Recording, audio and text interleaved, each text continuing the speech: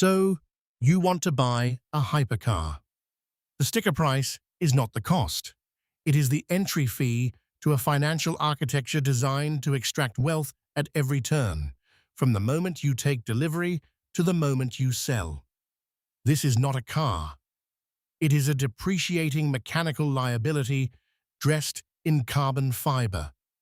When a Bugatti Chiron lists at £2.5 million, the buyer enters a state of financial euphoria. The number feels finite, manageable even. But the sticker price is a decoy, a deliberately incomplete sum that ignores the machine's true economic footprint. Consider the pre-delivery inspection alone. Before a Chiron leaves the factory in Molsheim, the buyer is flown to France for a fitting, not of leather swatches, but of financial expectations. The first service interval arrives not at 15,000 miles, but at 2,500 miles. At that milestone, the engine must be partially disassembled. 16 titanium connecting rods are inspected. 4 turbochargers are tested. The total cost? £21,000. This is not a one-time anomaly. It is the first of many identical invoices arriving like clockwork every 2,500 miles for the life of the vehicle. And then there are the tires. On a Chiron, the bespoke Michelin Pilot Sport Cup 2s are not off-the-shelf items. They are custom-engineered for a vehicle that crosses 260 miles per hour.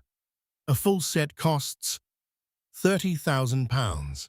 Bugatti mandates replacement every 2,500 miles, or every 18 months, whichever comes first. When the tires are replaced, the wheels must be shipped to France for X-ray inspection to detect microscopic stress fractures. The cost? An additional £42,000. This is not maintenance. It is a subscription to physics. The hypercar ownership model is not structured around the vehicle. It is structured around the service bay. Unlike a standard luxury car, where annual servicing might cost £2,000 to £3,000, hypercars operate on what engineers call a time and materials cascade. Every component has a clock. Every clock has a deadline. Miss one, and the warranty, the only financial safety net in this equation, evaporates entirely. Take the Lamborghini Aventador SVJ. The car itself, £400,000. The annual running cost, approximately £38,000, before fuel, before insurance, before depreciation. The single-clutch automated manual transmission requires recalibration every 6,000 miles at a cost of £8,000. The carbon ceramic brake rotors, a £20,000 replacement every 12,000 miles, are not optional. They are the only braking system the car has. What appears to be engineering excellence is, from a cash flow perspective, engineered extraction. The hypercar manufacturer does not make its margin on the sale of the vehicle. It makes its margin on the parts monopoly that follows, a closed ecosystem where only factory-certified components can be installed, at prices set without competition or negotiation. Depreciation is where the mathematics of hypercar ownership turns genuinely hostile.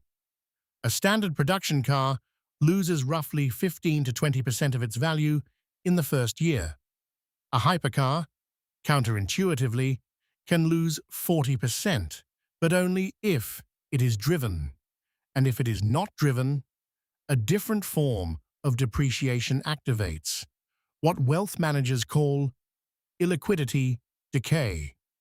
The market for a used Bugatti is not a market at all. It is a collection of approximately 200 individuals worldwide. The total pool of buyers who can afford, insure, and maintain a £3 million vehicle. When you wish to sell, you are not listing an asset. You are searching for a counterparty in a market so thin it barely qualifies as a market. Consider a real-world case. A 2019 Bugatti Chiron Sport purchased for £2.9 million. After 3 years and 6,000 miles, the car was sold. Sale price, £1.8 million.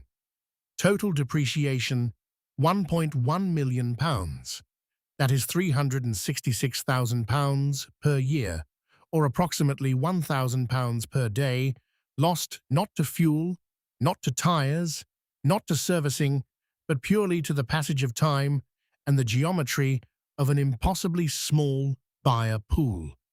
The final dimension of hypercar economics is the one that most buyers refuse to calculate: the cost per mile actually driven. When you divide total annual costs, depreciation, maintenance, insurance, storage, and the opportunity cost of capital, by the number of miles the average hypercar travels in a year, the result is uncomfortable. The average Bugatti owner drives fewer than 800 miles per year. 800 miles. At a total annual cost of approximately £400,000, inclusive of depreciation, that equates to £500 per mile. Every trip to a restaurant, every Sunday morning drive, £500 per mile. To put that number in perspective, a first-class transatlantic flight costs roughly £3 per mile. A chauffeur-driven Rolls-Royce, hired on demand, costs approximately £4 per mile. The hypercar, purchased outright, costs 125 times more per mile than the hired equivalent. The fantasy of hypercar ownership, the wind, the noise, the assertion of arrival, is purchased at a premium that, when reduced to arithmetic, defies rational explanation. This is not transportation, it is positioning. And positioning, it turns out, is the most expensive product on Earth. If you want more elite insights like this, like the video, share it with others, and subscribe for powerful high-level content consistently.